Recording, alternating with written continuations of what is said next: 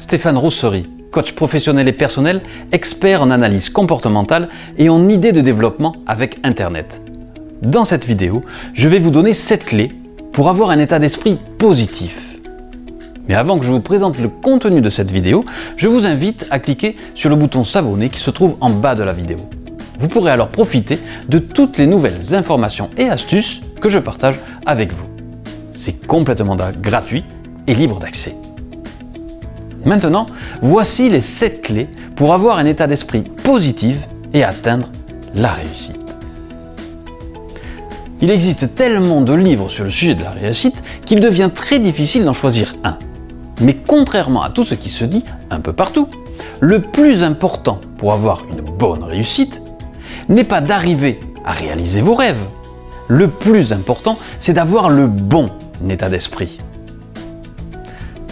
Que vous ayez les plus beaux rêves du monde, que vous disposiez des meilleurs outils pour atteindre votre réussite, si vous n'avez pas le bon état d'esprit, vous n'irez pas bien loin.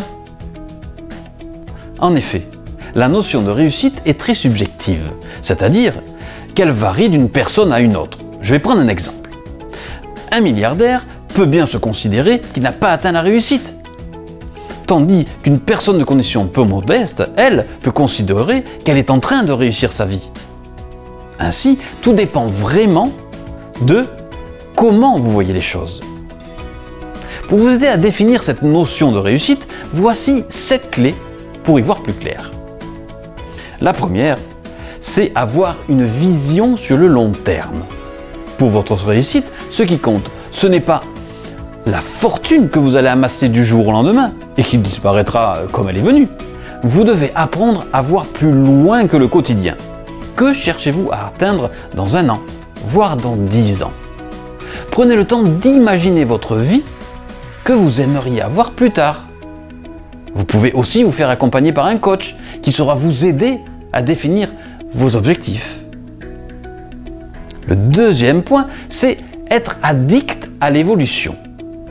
Prenez tout comme un prétexte pour évoluer, pour aller de l'avant et vous rapprocher de votre réussite.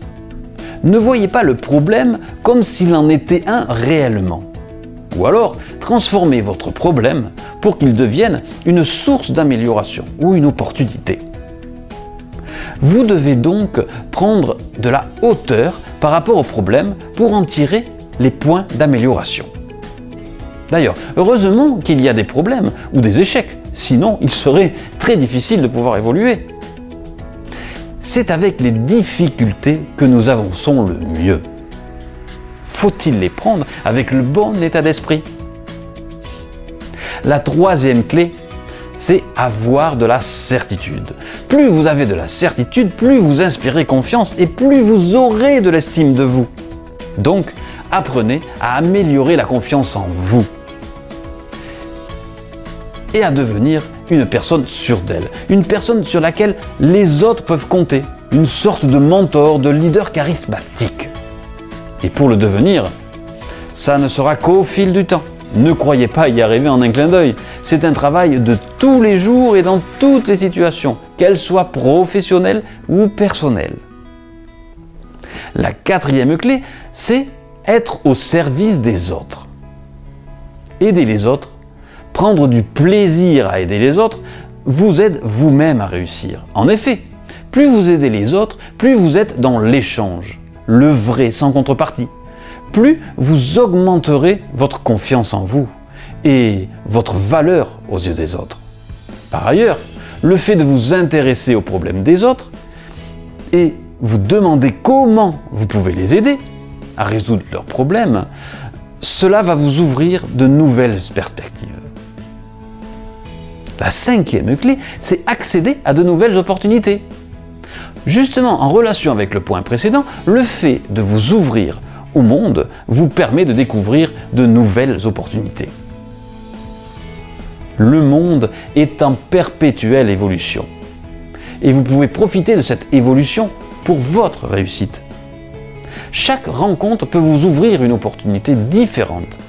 Ne soyez pas dans le jugement ou dans la critique. Regardez à chaque instant comment cet échange peut vous ouvrir un nouveau paradigme. Le 6e point, et c'est peut-être le plus important, passez à l'action. Soyez courageux, osez passer à l'action dès maintenant. Peut-être serez-vous maladroit ou gauche, mais qu'importe, le plus important sera de faire et de continuellement améliorer. C'est le propre de ceux qui réussissent, de passer à l'action. Vous devez donc être dans cette dynamique positive et enthousiaste à chaque action que vous entreprendriez. Là aussi, l'accompagnement d'un coach peut vous aider à rester positif et à avancer. Le 7e point, c'est en fait s'entourer de gens positifs. Ne vous faites pas des amis pour avoir des amis. Pour réussir, vous devez vous entourer de personnes qui sont dans le même état d'esprit que vous. Vous allez peut-être devoir faire un choix ou un tri dans vos connaissances. Ne gardez que les personnes positives. Ceux qui ne sont pas dans le jugement, ceux qui n'enfoncent pas quand les autres se plantent, mais qui seront au contraire un soutien positif et enthousiaste. Des gens qui ne voient pas l'échec comme une fin, mais plutôt comme une source d'évolution. Et ça, c'est tout à fait l'état d'esprit qu'un coach doit avoir si vous vous faites accompagner pour atteindre votre réussite. Merci de bien vouloir échanger vos expériences et votre vision sur le sujet. Qu'est-ce que vous avez mis en place pour atteindre votre réussite?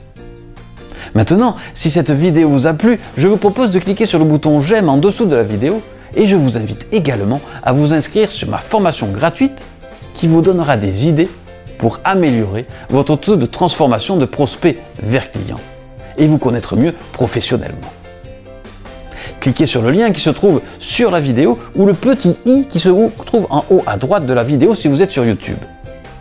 Vous pouvez aussi partager cette vidéo sur Facebook si vous pensez que ça peut aider d'autres personnes. Merci de votre écoute, au revoir.